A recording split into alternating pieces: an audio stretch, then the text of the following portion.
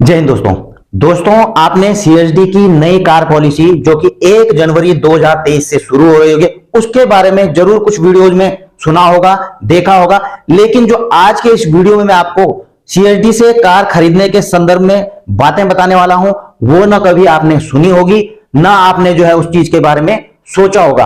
आप में से कई लोगों को यह भी पता नहीं होगा कि आपको सीएसडी से कितनी कार ऑथराइज हैं, कितने साल के बाद आप जो है कार खरीद सकते हैं, आप जो है कार को बेच भी सकते हैं या नहीं बेच सकते। आपको यह भी पता नहीं होगा कि ऐसा क्या गलती कर बैठते हैं आप कार खरीदते समय कि आपके कार्ड ब्लॉक तक कर दिए जाते हैं, आपके खिलाफ डिसिप्लिनरी एक्शन भी लिया जा सकता है। तो दोस्तों आज के वीडियो में मैं जो आपको बताने जा रहा हूं, आप देख ही रहे होंगे बोर्ड में कि आपको कितनी कार लागू हैं लाइफ टाइम, चाहे आप जेसीओ हैं, ओआर हैं, उनकी फैमिलीज हैं, ऑफिसर्स हैं, उनकी फैमिली या डिफेंस सिविलियन हैं। आपको जो है सर्विस एलिजिबिलिटी क्या है, कितने साल आपको सर्विस करनी पड़ती है, तब जाके आपको कार लेना ऑथराइज है। उसके बाद बताऊंगा कुछ स्पेशल कंडीशंस इसमें। उसके बाद बताऊंगा कि प्राइस की रेंज कितनी हो चुकी है नई कार पॉलिसी के तहत 1 जनवरी 2023 से। ओल्ड प्राइस का जो रेंज है वह भी बताऊंगा कि 31 दिसंबर 2022 तक क्या रेंज थे या हैं। उसके बाद पीरियोडिसिटी, यानी कि आप एक कार खरीदने के बाद अगली कार कितने साल के बाद खरीद सकते हैं। जब आप एक कार खरीदते हैं सीएसडी के माध्यम से तो आपको टैक्स में कितना बेनिफिट मिलता है, और उसको मैं रुपयों में भी बताने की कोशिश करूंगा कि आपको एक कार खरीदने में कितने रुपए बचते हैं। उसके बाद जो है यह भी बताऊंगा कि आप एक कार खरीदने के बाद कितने साल बाद बेच सकते हैं या नहीं बेच सकते। और सबसे बड़ी चीज दोस्तों, एक टर्म्स एंड कंडीशंस, कुछ जो शर्तें हैं वह भी बताऊंगा मैं, जो मेन है कि यदि आप कुछ गलतियां करते हैं कार खरीदते समय, इनका उल्लंघन करते हैं तो आपके कार्ड्स ब्लॉक भी हो सकते हैं और कितने साल के लिए हो सकते हैं, और आपके ऊपर डिसिप्लिनरी एक्शन कब लिया जाता है। इसलिए दोस्तों आप वीडियो को अंत तक जरूर देखना। तो दोस्तों आगे बढ़ते हैं। तो दोस्तों मैंने जो है प्रेजेंटेशन के माध्यम से आपको यह समझाने की कोशिश की है। आप देख रहे होंगे मैंने ओआर, जेसीओ, फैमिली ऑफिसर्स, उनकी फैमिली और डिफेंस सिविलियन, ये जो अलग अलग ब्रैकेट बनाए हुए हैं आप देख रहे होंगे। इसमें जो है जो पे लेवल है, पे लेवल इसमें अलग अलग आ जाता है 3 अल्फा टू 5, इसके अंतर्गत आते हैं अदर रैंक के।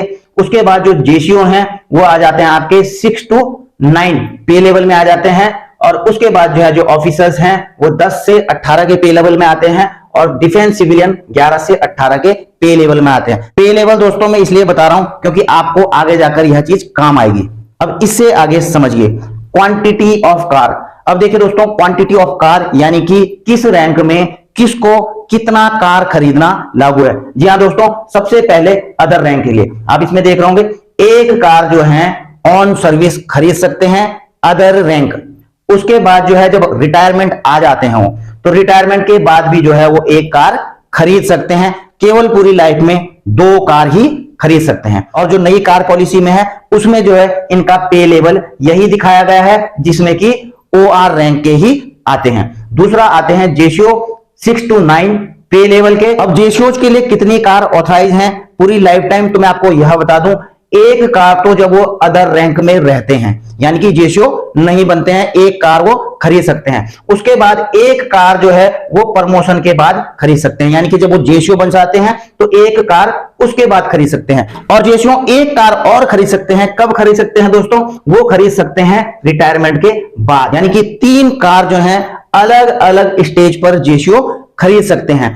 और दोस्तों आपको यह बता दूं कि फैमिलीज को भी कार खरीदना सीएसडी के थ्रू ऑथराइज है। यदि जो है प्राइमरी बेनिफिशियरीज की मृत्यु हो जाती है तो उनकी फैमिली, यदि इन्होंने जो है रिटायरमेंट के बाद कार ना खरीदी हो तो उनकी फैमिली भी कार खरीद सकती है। अगला जो है दोस्तों जो ऑफिसर्स हैं उनकी फैमिलीज हैं या डिफेंस सिविलियन ऑफिसर्स हैं जो 11 से 18 पे लेवल में आते हैं, उनके लिए जो है कोई ऐसी क्वांटिटी है नहीं, वो एक निश्चित पीरियड ऑफ टाइम के बाद जो है कार खरीद सकते हैं। वो मैं आपको आगे बताऊंगा।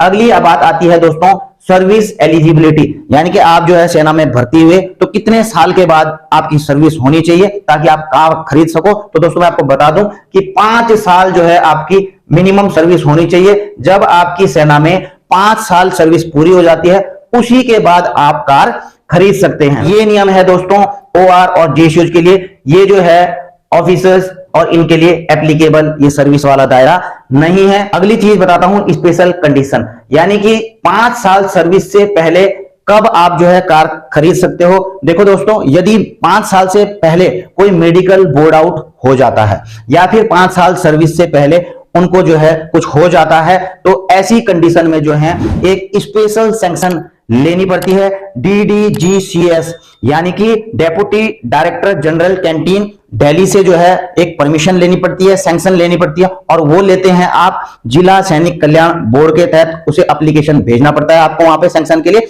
वहां से जब सैंक्शन मिलती है तो यही वो स्पेशल कंडीशन है कि इस कंडीशन में आप 5 साल से पहले जो है कार ले सकते हैं। अगली चीज आती है प्राइस रेंज, जो कि नई कार पॉलिसी के तहत 1 जनवरी 2023 से लागू है। तो वह प्राइस रेंज क्या है, जो इस पे लेवल में आते हैं यानी कि OR, इनके लिए जो है 8 लाख रुपए, और यानी कि वो 8 लाख रुपए तक की कार खरीद सकते हैं।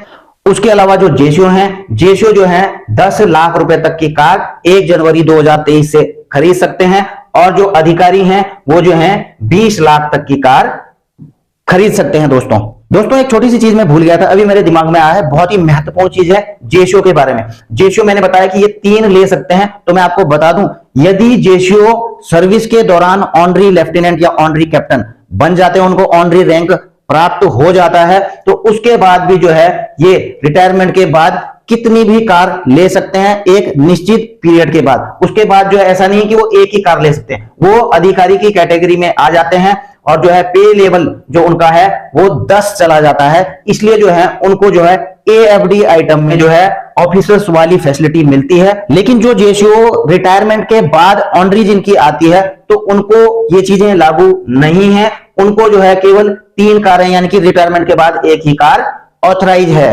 अच्छा, अगली चीज बताता हूं, ओल्ड प्राइस रेंज, यानी कि 31 दिसंबर तक इसके प्राइजेज क्या थे या हैं। तो इसकी जो पहले लिमिट थी 31 दिसंबर तक, वो 6 लाख थी, अब बढ़कर कितनी हो गई है 8 लाख। उसी प्रकार से जो है जेसीओ की 7 लाख थी, जो बढ़कर के जो है 1 जनवरी से कितनी हो जाएगी 10 लाख। और उसी प्रकार से जो है ऑफिसर्स का पहले 15 लाख का लिमिट था, जो कि बढ़कर के 1 जनवरी से 20 लाख हो जाती है। अगली चीज आती है पीरियोडिसिटी, यानी कि गैप 1 टू नेक्स्ट। आपने एक कार खरीदी, उसके कितने साल के बाद आप दूसरी कार खरीद सकते हैं। जी हां दोस्तों, आपने एक कार जब खरीद लोगे तो उसके बाद जो है आप 8 साल के बाद दूसरी कार परचेज कर सकते हो।